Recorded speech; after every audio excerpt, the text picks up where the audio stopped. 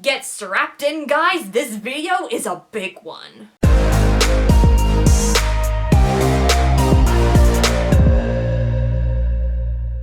Hey guys, it's Amy here, back again with another video. Disney's refusal to take a stand in the Don't Say Gay bill that's happening in the US right now has brought on a further controversy. For many of us, this is not news that Disney is once again being a bigoted company. But for those who have been hiding under a rock or something, here are a few more modern examples to prove this. The generalization and grouping of cultures in Raya and the Last Dragon and Moana for Southeast Asian cultures and Polynesian cultures respectively. A constant narrative of having people of color turn into animals in order to learn their lessons, such as in Soul and Princess and the Frog. And now removing LGBTQIA+ content from Pixar films. It is among these reasons that I don't watch anything produced by Disney anymore. I am so passionate about the many ways that Disney has fucked up representation that I made not one, but two separate essays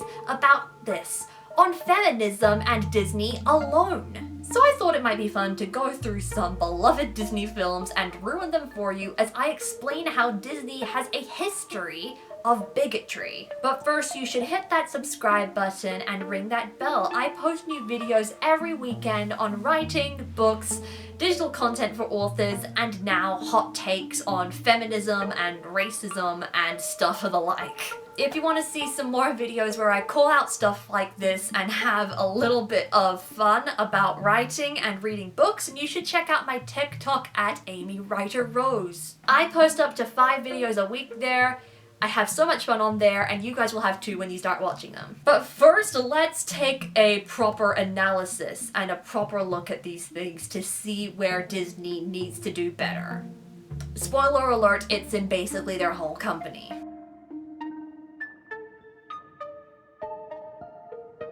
We have got to start off with the roots of the company and their full-length animations, Snow White and the Seven Dwarfs. You may be thinking that the most controversial thing in this movie is the age gap between Snow White, who is 14, and her prince, what's-his-face, who is in his 20s or something. But no, I have something even juicier. According to Jay Zipes in his 1999 article, Breaking the Disney Spell, Walt Disney had full intentions to change the original story in the fairy tale to influence audiences watching it, to suit his own visions of how the public should behave. In this case, young men and women.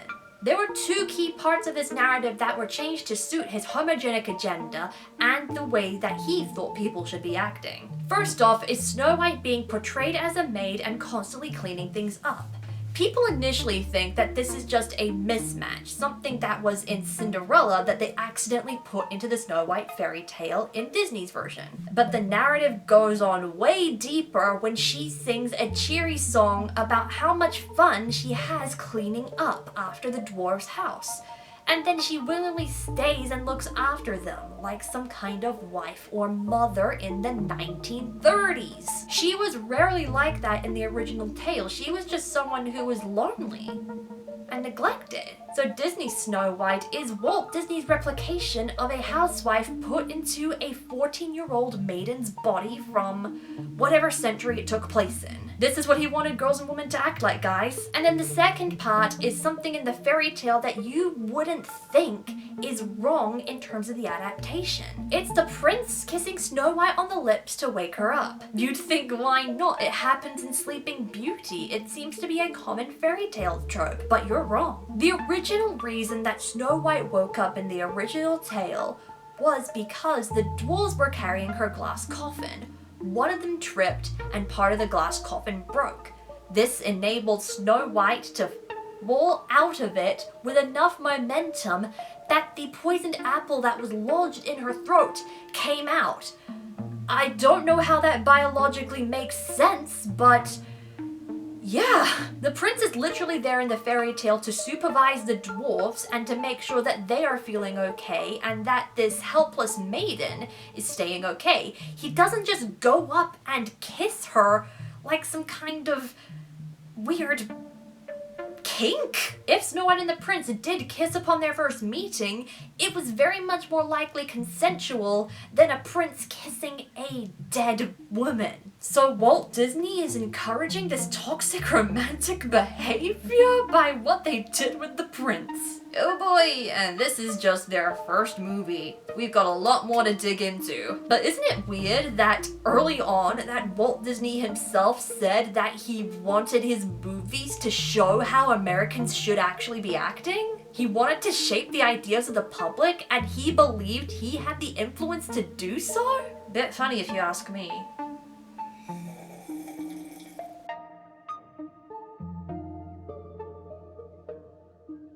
Because we've got so many more movies to go through, I'm literally just going to go down a list of every single film in chronological order that Disney has made that is sparking controversy. Black people are happy to be slaves. A racist-ass song about Native Americans gets sung by the Native Americans. Racist portrayal of Asian people through Siamese cats? The female lead has next to no lines, even though the movie is about her. Fails the sexy lamp test. Why are you putting racist portrayals into animals? Why did you remove the spirituality from it? And why is the crab Jamaican and sings reggae songs? The entire film was rewritten to portray the beast as abusive instead of ashamed of his beast-like appearance. Yay, Stockholm Syndrome. Racist Middle Eastern and Indian stereotypes. Also, the original tale was written and based in East Asia. Why did they go to the Middle East instead? They want a romantic relationship, so they took a Native American girl, aged her up by 10 years, and gave her the figure of a Barbie doll. Also, very bad portrayals of racism. White perceptions of gender in a Chinese setting. Person of color must turn into an animal in order to learn their lesson. Unnamed group of people of color must die so that the named white protagonists must live. Person of color must turn into an animal in order to learn their lesson. Part 2. Shallow attempt at explaining racism and how it can be quote-unquote solved. When obesity is a sensitive topic in Polynesian, especially Samoan cultures, then why was Maui portrayed to be so huge? Also generalization and grouping of Polynesian cultures. The live-action version of Mulan is somehow more racist and offensive than the original version of Mulan. Person of color must turn into an animal in order to learn their lesson. Part 3. Casting controversies, plus generalization of Southeast Asian cultures. Queerbaiting, which was possibly now similar to Turning Red, the removal of LGBTQIA scenes and themes. Not to mention how many Marvel movies have their main character as another white, straight, middle-aged man, how there was a toxic relationship at the latest Star Wars trilogy, how every recent Disney princess movie has just been a cultural cash grab, blah blah blah. Especially with some of the movies that I mentioned on that list being released in the 2020s and the late 2010s. You'd think they'd be more woke. Yeah, it's not ideal.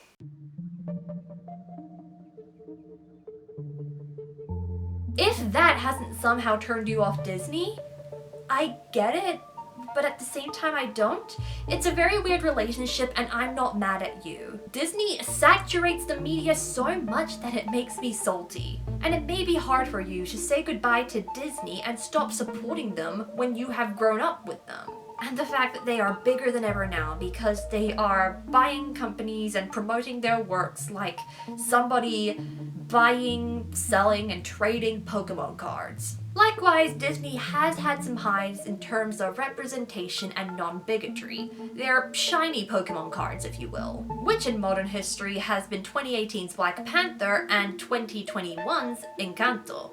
Very late releases. Disney has also been the responsible for big breaks of so many new talents that come into the music and the acting industry, such as Dove Cameron, Zac Efron, and Selena Gomez. And Disney is one of the few companies that frequently portrays female leads in their animated films. The only other company that does that is Barbie, from what I am aware. At a couple stages in my life, I was one person who very much supported Disney. I have grown up on Winnie the Pooh and their adaptations of Winnie the Pooh, which I absolutely love. When I was 6 years old and I had a Cinderella DVD, because of one of the behind-the-scenes videos, I wanted my bedroom to be princess-themed. And I am constantly in awe of the spectacle that they put on in their theatrical productions, such as The Lion King and Aladdin stage shows. But I haven't rooted for them the whole time. I'm not die-hard, and I never have been die-hard, because I was lucky to be given alternative medias to Disney.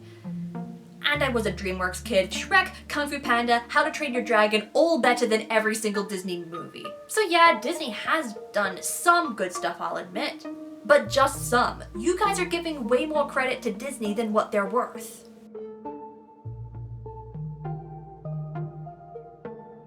Here's the thing, Disney is constantly praising themselves for being woke and revolutionary, when what they're doing isn't even the bare minimum at times. Like that one female couple in the end of the Star Wars franchise sharing a kiss that was LGBTQIA. Wow, we support you guys. No, we can tell that you're just doing that so that we don't shout at you. And look, we're shouting at you because you made it so shallow. Or that one scene in Avengers Endgame when it's just all the female characters standing at the camera in the middle of the battle waiting for something to happen.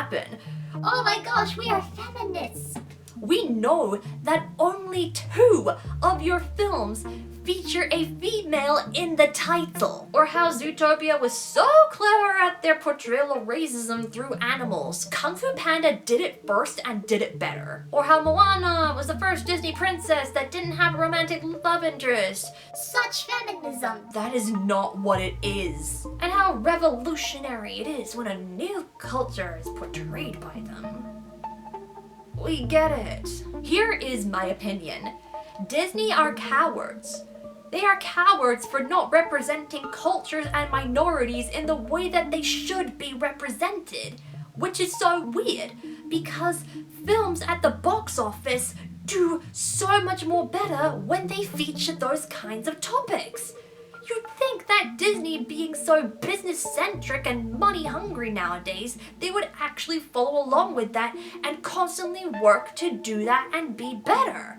And they've only had 2 really good ones that I think have been deserving of such credibility. One of them that I haven't seen, mind you. Like Encanto. When Encanto came out and it was portraying another culture, I was just sitting there waiting for a news article to pop up calling out some kind of racist or offensive thing that they've done. So far, I haven't seen any. But this doesn't mean I'm going to jump at it and watch it and trust Disney again. And look, if you are a fan of Disney, I'm not saying stop watching them. I am saying just be a little bit more critical of them. I've been critical to the point where I can no longer enjoy anything being made by Disney, and I won't be able to in a long time. I just want you to be critical enough of it to point out when they do right, when they do wrong, and to be able to discuss these kinds of things. I'll even link some further videos and articles and stuff in the description for you to look at. Ones that discuss some of these issues a bit further in depth, and for very specific things, because I literally just researched this stuff for university papers. And I still continue to do it now for fun. Because Disney, if you are watching this, do better. And buy less, please. We want to see alternative media. My rant's over now. I hope you guys enjoyed that and gained some insight surrounding all that. And if you did enjoy this video, give it a thumbs up and subscribe if you are new around here. You can ring that bell to find out when I post more creative content. I've also got a novel, ASTER'S CODA Exposure, ready for you to check out. It's perfect for people looking for Men in Black, but the fantasy version of it. You can also check in the description for my Instagram, my TikTok, my Fiverr, and my website. Stay creative, everybody, and I'll be seeing you in the next video.